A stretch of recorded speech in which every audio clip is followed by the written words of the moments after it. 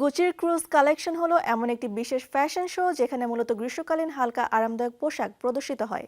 কিন্তু আজকাল cruise collection শুধু গ্রীষ্মকালীন পোশাকের জন্যই সীমাবদ্ধ নয়।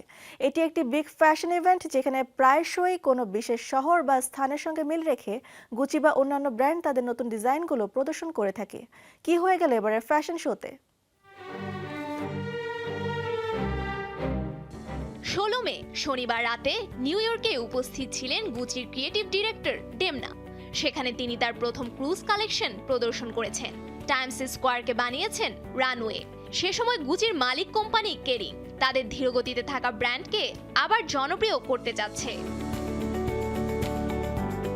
গুচির ক্রিয়েটিভ ডিরেক্টর ডেমনা তার কালেকশনকে গুচি কোর নামে উপস্থাপন করেছিলেন, যা গুচি ব্র্যান্ডটির জন্য বাড়ি ফেরার মতো মুহূর্ত বলে মনে হয়।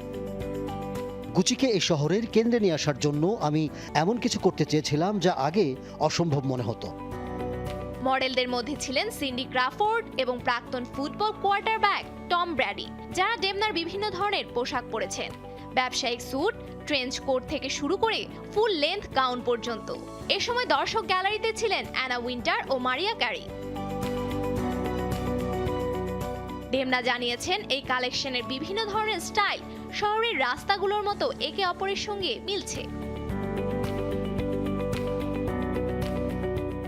আগে ক্রুজ কালেকশন শুধু গ্রীষ্মকালীন পোশাকের জন্য সীমাবদ্ধ থাকলেও এখন এগুলো বিভিন্ন শহর ভেদে মানুষের জীবনযাপন, চিন্তাধারার সাথে মিল রেখে সেই থিমে করা হয়। এগুলো ফ্যাশন শোর পাশাপাশি বছরে 2 বার অনুষ্ঠিত হয়।